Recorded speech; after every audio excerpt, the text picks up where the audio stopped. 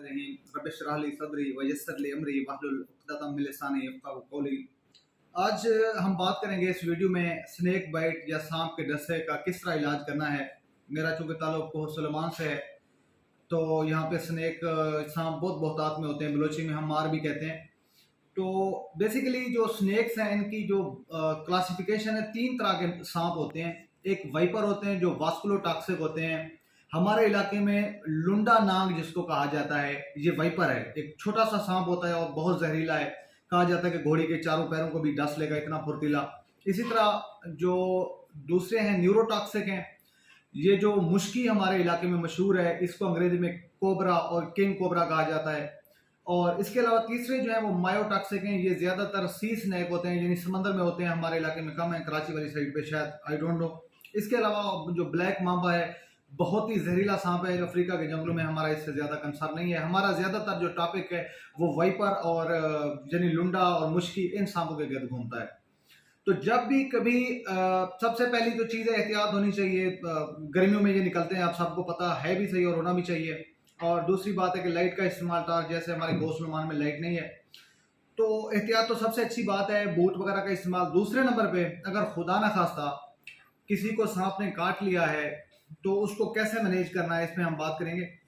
तो सबसे पहले जिस जगह पे काटा है वो जितनी अगर न्यूरोटॉक्सिक है, वो अगर सर के करीब होगी तो उसका जहर जल्दी फैल जाएगा। और जितना सर से दूर होगी, जैसे पाँव पे है, तो उसका असर थोड़ी देर बाद आएगा। और पहले तो हमने उसकी तसल्ली करानी है कि आपको कुछ नहीं होता इंशाल्लाह। अक्सर लोग घबराहट से जो है वो उनकी एड्रेनालिन रिलीज होती है, ब्लड प्रेशर बढ़ता है और जो उसका पॉइजन है, जो जहर है, वो जल्दी से जल्दी खून में मुंतकिल हो जाता है। तो सबसे बड़ी चीज़ जो है वो घबराहट को कंट्रोल करना है। दूसरी बात, जब हमें सांप खुदा न खास्ता किसी को काट लेता है तो वो कहता है मैं भाग के किसी जल्दी पहुंचूं। अगेन, भागने से भी वो खून की जो है वो सर्कुलेशन बढ़ जाती है, जिससे जहर बहुत जल्दी फैल जाता है। जिसको सांप काट जाए उसको तसल्ली दो। दूसरे नंबर पे उस जगह को धो लो। तीसरे नंबर पे उसको मोटरसाइकिल पे, कार है, जो भी आपके पास सवारी है, उस पर बिठाओ।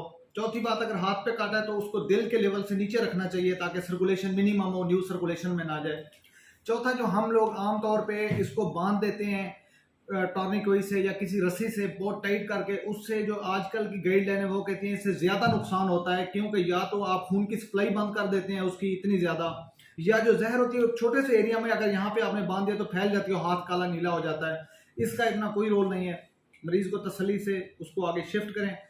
उस जगह को देखें जहाँ पे सांप ने काटा है। जो जहरीले सांप होते हैं उनके 2 दंदे होते हैं, और जो यू शेप्ड वाले होते हैं, जो बाकी होते हैं, वो गैर जहरीले होते हैं। तो 2 दांत अगर लगे हैं तो इसका मतलब है जहर। अक्सर हमारे इलाके में जहरीले सांप हैं, लेकिन किताबों में लिखा है कि अक्सर सांप गैर जहरीले होते हैं। लेकिन जहाँ तक मेरा ताल्लुक है, हमारे सांप जहरीले ही होते हैं। एक लाड़ो सांप होता है हमारे इलाके में जो गैर जहरीला है, बाकी सारे जहरीले ही हैं। उसको ले आने के बाद जो है उसकी टेटनस का टीका उसको लगवाना है, उसको पेन किलर लगाना है, उसको एंटीहिस्टामीन लगाना है। अगर उसका बीपी कम है या वो बहुत डरा हुआ है, उसको शिवरिंग हो रही है, स्वेटिंग हो रही है, तो उसको बीपी कम देख के सोलोकार्टिव लगाना है। तो ये चीज़ें पहले करनी है। उसके जो जख्म है उसको ठीक करना है। उसका ब्लड प्रेशर देखते रहना है, और उसके जो बाजू है उस पर जिस जगह पे भी काटा है उसको देखें कि महसूस हो रहा है कि नहीं हो रहा। अगर तो वो वाइपर है, जैसे हमारे इलाके में लुंडा सांप है, वाइपर जो है वो खून को पतला कर देता है, जिससे ब्लीडिंग शुरू हो जाती है। नाक से भी ब्लीडिंग आना शुरू हो जाती है, मुंह से भी ब्लीडिंग। कोई पुराना जख्म है या जो भी बॉडी के आज़ा है, जख्म जहाँ पे उसने काटा है, उसी जगह से भी ब्लीडिंग, और वो हाथ काला नीला हो जाता है। तो आप उस जगह को देखें जहाँ काटा है, क्या वो काला नीला तो नहीं हो रहा, वहाँ से ब्लीडिंग तो नहीं शुरू हो गई। और हमारे डिस्पेंसर हजरात आमतौर पे एक 10 cc 5 cc ब्लड लेके उसको दीवार पे लटका देते हैं। ये करना बिल्कुल ठीक है। 20 मिनट तक अगर उसमें क्लॉट नहीं आता, तो वो जमता नहीं है, तो इसका मतलब है वाइपर ने काटा हुआ है। लेकिन हमारे डिस्पेंसर हजरात और दूसरे लोगों को पता नहीं है, अगर वो क्लॉट हो भी गया है तो इसका ये मतलब नहीं कि जहर नहीं है। अगर वो न्यूरोटॉक्सिक है, अगर कोबरा है वो, तो फिर तो खून तो जम जाएगा। वो उसमें वास्कुलोटॉक्सिक नहीं है, लेकिन बंदा मर जाएगा। दूसरी बात, ये वाइपर बहुत ज्यादा टॉक्सिक है। अगर हमारे पास किसी को मुश्किल ने काटा है तो खून क्लॉट होता रहेगा। आप ये ना समझे कि जहर नहीं अंदर गया या सांप ने जहर। उसके लिए फिर ये चेक करना है कि उसकी सांस तो नहीं खराब हो रहा। क्योंकि एक सांप होता है सांगचूर हमारे इलाके में, ये भी न्यूरोटॉक्सिक होता है। ये जो लेरिंक्स के मसल होते हैं ना, ये पैरालाइज हो जाते हैं।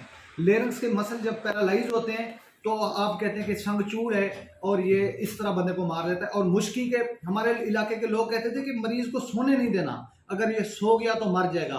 भाई सोने या जागने से कुछ नहीं होता, ये बेसिकली आंखों के जो पुतलियां हैं इनकी टोसिस करवा देता है, यानी ये पट्टे इतने छल कर देता है कि वो गिर जाता है। जब आंखें बंद होना शुरू होती हैं तो मतलब है कि उसको न्यूरोटॉक्सिक यानी ब्रेन पे इफेक्ट होना शुरू हो गया है। खुशकिस्मती से हमारे पास जो ASV एंटी सिनोविनोम का टीका बना हुआ है, ये टीका जितनी जल्दी लग जाए ये इसमें वाइपर को भी कवर करता है और ये न्यूरोटॉक्सिक मुश्की वगैरह इन सबों को भी कवर करता है।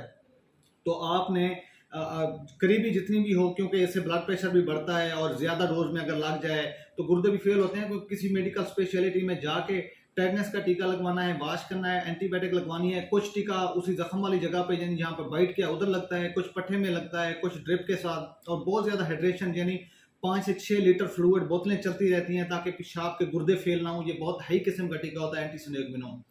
तो मेरे ख्याल में इंशाल्लाह ताला आपको कुछ ना कुछ आइडिया हो गया होगा कि वाइपर को कैसे, और जो मुश्की है सी स्नेक, और इनसे बचना, सबसे ज़्यादा बूट पहनना और गैर ज़रूरी जगहों पे रात को ना जाना और लाइट का इस्तेमाल करना, ये बहुत ज़रूरी है।